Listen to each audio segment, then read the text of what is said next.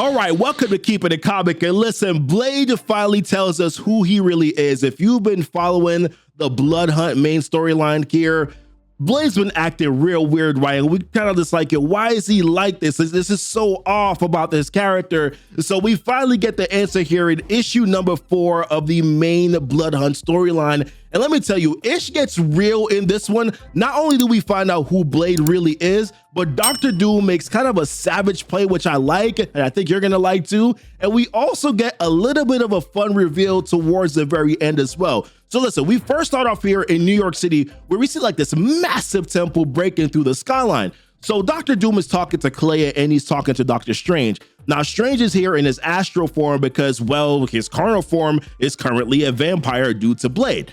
Now, Strange and Clea are asking for Dr. Doom's help to bring back the sun, because this would be the only way that they could see to defeat Blade, because that would stop all of his other vampire minions, leaving the team to only have to focus on him and in his blood coven. Doom would be the perfect one, right, to help with this, because Latveria, Doom's country, is the only one that has not been affected by the Dark Force blackout. So let's talk about this temple real quick, right? Now, I'm not sure if you watched the last video that I made here on the tie-in series of Black Panther's Blood Hunt, but this temple is an ancient Atlantean temple, which is the same temple that in the previous issues, Blade had sent T'Challa back to Wakanda to find. Now, this hidden temple was the Temple of Varney, the very first vampire who eons ago had stolen vibranium from the pantheon of gods in Africa.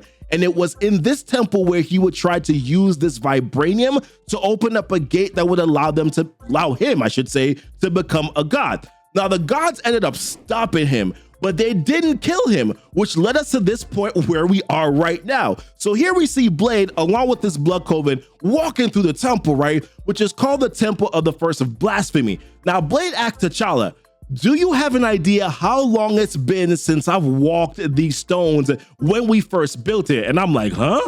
You should have seen it. So T'Challa, this dude asked a question that we've been asking ourselves all along. You're not Blade, are you? So this brother Blade finally reveals to us that he is Varney, the first vampire. And we're just like, listen, the entire time reading this series, something felt off about this brother. Like his whole attitude shift was too different.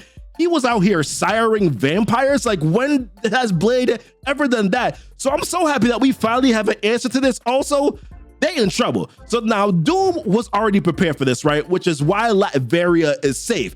He had mentioned that years ago that Marie Laveau had prepared Blade as a host for the spirit of Varney, because Blade is a daywalker. So that made him like the perfect candidate for the hosting. Now, although the first attempt to have Blade become a host failed, something happened that allowed it to be successful a second time. And I'm wondering if we're gonna find that out. Now, Doom is like, listen, I'm gonna help y'all, but you might not like it. So Doom assembles the students from Doctor Strange's Strange Academy, who also have their own tie-in Blood Hunt series as well. So definitely should go check that out. Now, he tells them that this requires magic and an assembling of mages.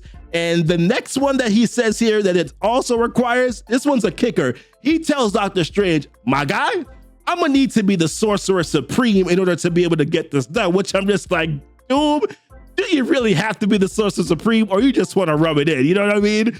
Now, as we jump back to Blade, aka Varney, he's telling us about like his plan, like how this thing is supposed to all shape out. So first, he basically mentions how he was the first one to start riding the Darkhold. He mentions now how he's like he has the living Darkhold with him, which he's referring to Scarlet Witch, who he had captured from like the first series. And then he also talks about how he has the blood of a god, which is the blood of Thor, who he has tied up and is draining his blood from him. So now he has all things in place so that he can complete this ritual, right? So he discusses how the first step in the plan was to become a vampire, to create that concept of the vampire, which was his pupil form, how he was destined to be the end of all things.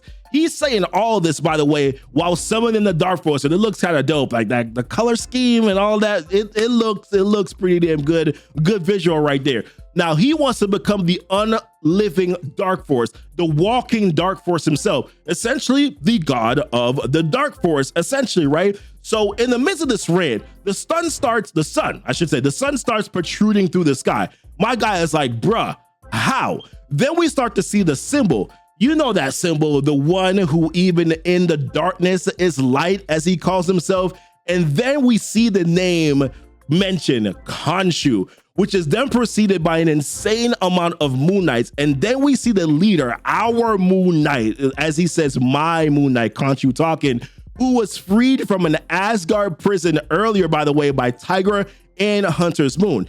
Now, T'Challa, he takes one of the picks out of Thor's flesh while Varney is not looking, and he tries to stab Varney with it, who stops him. Now, Varney thinks that he has control over T'Challa because of this bite, right? That his blood is still inside of T'Challa. But Varney doesn't know that when T'Challa had gone back to Wakanda, that he had taken more of the heart-shaped herb, which has allowed him to kind of just been healing from that infection bit by bit. But the real goal ultimately here for T'Challa was to be able to free Thor, who is now on his feet.